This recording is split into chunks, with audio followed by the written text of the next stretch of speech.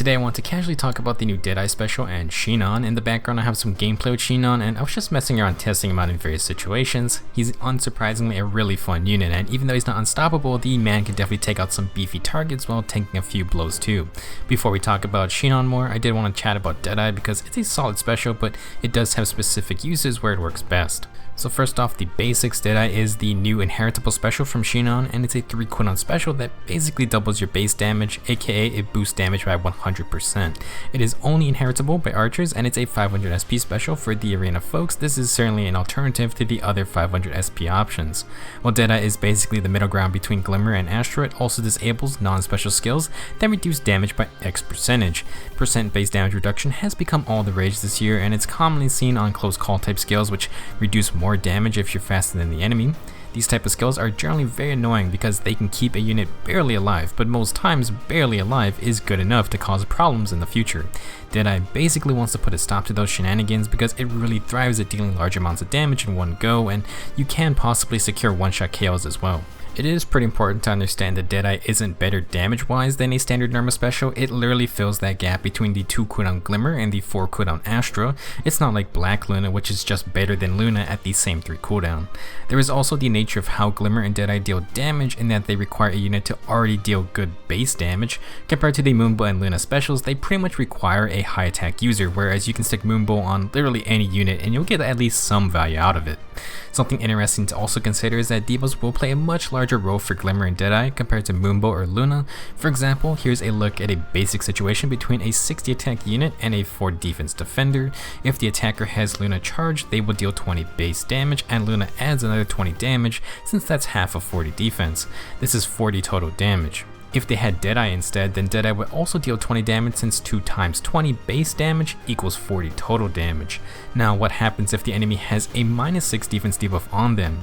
Now the 60 attack unit deals 26 base damage, Luna would take half of 34 defense to add 17 extra damage. This would be 43 damage total, so an overall increase in damage, but still, Luna's damage went down. For Deadeye, it's going to take these 26 base damage and it's going to add another 26 damage for 52 damage total. 52 versus 43 is kinda a big difference, and this happens because Deadeye scales so much higher the more base damage you deal. In this situation, that extra 11 damage could easily differentiate between a one-shot KO and needing a second arrow to finish the job. To make things more complicated, if you instead had +6 attack buffs instead of -6 defense debuffs, then Deadeye's damage would stay the same, while Luna's damage actually goes up since you aren't reducing defense anymore. With all the buff neutralization effects around and in-combat debuffs in the game, these combat scenarios just get more and more hectic. That brings us to my next topic I want to talk about, which is how hilarious Deadeye seems to be for one of the best archers in the game, legendary Chrom. It's not a perfect match, but Chrom pretty much fulfills every trick you want out of a Deadeye user. He has the highest attack out of all archers and one of the highest in the whole game. His bow grants another +3 attack, and if the enemy has 100% HP, Chrom neutralizes all penalties on himself, and he inflicts -6 attack and defense on the enemy. Combine that with his default low attack and defense skill, and the man inflicts -9 defense on you, and you can't stop it unless you're already under full HP, which is dangerous in itself. He also has armor effectiveness, so unless you're Brave Hector or you runs Fallen Shield, then Chrom can punch through those tankier units as well. Since he is a slower unit, Chrom can also use the damage reduction nullification against those annoying close call users. You also have the metagame of Deadeye being a 500 SP special to go along with Chrom's 500 SP super busted assist skill, and he already scores well in arena by being a pair up legendary hero. The only major downside to running Deadeye Chrom is that he does not have cooldown reduction, no slaying weapon, and archers don't have the easiest time getting special cooldown. Or do they? Well, legendary Chrom happens to be an infantry unit, and infantry pulse does exist. 3 cooldown is very possible to obtain, and Chrom can run the quick and pulse sacred seal as well. I think it's worth it if you just want Chrom to assassinate one enemy, and in arena that's definitely fine. This would be a nightmare setup to see on a defense team since the AI doesn't care about living, and Chrom can use his assist skill to move further ahead to attack someone. Now in the hands of the player, there are some tools to get Chrom charged back up quickly once he Deadeye snipes an enemy. Dual Alphons can give Chrom 2 cooldown back if he presses a button, and Brave Lucina can give archers steady breaths cooldown reduction. In the future, I would definitely be on the lookout for more instant cooldown type dual or harmonized skills. This type of build is specialized for a specific playstyle, and it's not about long-term fighting. If you see this type of instant special charging Deadeye build in 8th raids, then hopefully you have a team that has a pulse smoke applier or someone who uses the even or odd pulse tie skills. You can also just stack absurd amounts of defense because again, Deadeye needs to do good base damage to be effective. That's why Chrom applying his -9 defense is pretty amazing. Overall, while Deadeye is clearly meant to overpower the damage reduction passive skills out there, it's not going to fully push out any other special usage for archers. It requires a high attack user, and the more attack buffs or defense debuffs you can apply just make it stronger. Unless you run an instant special charging team, Deadeye is still a 3 cooldown special, so normally someone like Legendary Chrom is going to struggle to charge it up and use it in the same round. It's not really a special you can slap on Chrom and he instantly becomes better than he already is. If you want Chrom to duke it out multiple times with close counter, then you may instead want a healing special or even just Aether. That brings us to Shinon, who is the current only wielder of Deadeye, and it's yet to be seen if Deadeye is going to be like Blue Flame where it stays on one unit forever. I hope it doesn't, but I think it's obvious that IS doesn't want to hand out 500 SP specials on every unit, so players are forced to specifically get Shinon for Deadeye. Anyway, what does Shinon do that makes him a good Deadeye user? For one, he does have pretty high attack, all things considered, and his bow does grant +5 tall stats as well. Double bow also accelerates specials, which puts Deadeye on a 2 cooldown at all times, and Shinon comes with times pulse to get to 1 cooldown every player phase. That's pretty good for getting Deadeye to proc every round of combat, and since Shinon is very fast, he can get those follow-up attacks.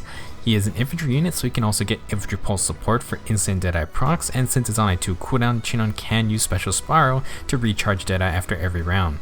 I don't think it's a must-have, but it bypasses any guard abilities that can stop Deadeye from charging, and it's nice if Shinon can finish off targets in one single attack instead of taking extra counterattack. While Chrom undisputably outputs more damage with Deadeye, Shinon has better ways to charge it up, which may be more important in terms of practical usage. I was lucky enough to get a plus attack Shinon, and I do have an extra copy to merge into it. I have been trying him out a bunch because like any close counter or distant counter unit, it's just fun to use him, and Shinon is so much more enjoyable to play with than trying to get Takumi to kill stuff. With his default kit, he's pretty effective in 1v1s, and with some help he can get off multiple fights throughout a battle.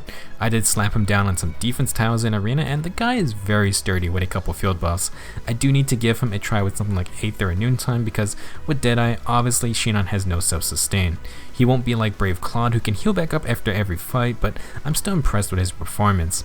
Having close counter tied to his weapon is so good since those extra stats from the A slot really help him catch up to melee units in terms of stats, and even then Shinon's already a beast thanks to being in the newest BST generation.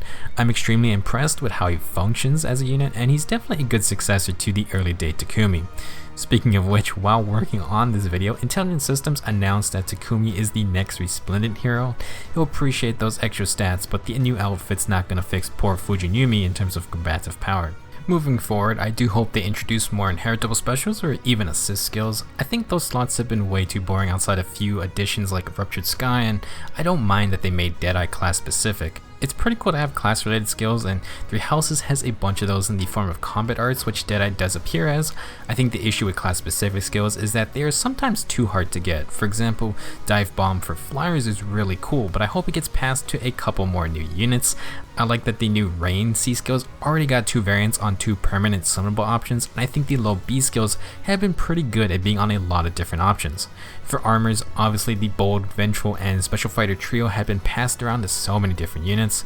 If they do decide to make more class specific specials, I would like to see something for Cavaliers maybe, perhaps something like a 2 to 3 cooldown special since they struggle with cooldown reduction. If they want to get super fancy, they could mess around with a 0 cooldown special like they had for that one time on the Grand Hero battle with Ashnard. You had a 0 cooldown Dragon Fang. I think no cooldown specials could work, but they would need another requirement to activate. For example, the easiest to imagine would be the Pegasus Knight triangle attack. It wouldn't need to charge up, but you would need the 2 adjacent Pegasus Knight condition to activate it. That's just an example, but I think it could add an interesting twist to gameplay with interactions like that. I don't know, I just want some more options than the usual. I put Bonfire on my high defense unit, and I put Glaciers on my high res unit. That's all I got for this video. This was a fun little discussion on some new additions to the game. I definitely recommend using Shinon if you get him, and do be careful on who you give Deadeye to if you decide to pass it to someone else. As a heads up, Genshin Impact is releasing very soon, and I do have plans to cover it a lot more when it fully releases for global. It's a game I'm looking forward to a lot, so do be aware that there might be some non-Fae related videos in the coming weeks. Hope you guys understand, and thanks for watching. I'll see you guys again when this month's Mythic banner is revealed.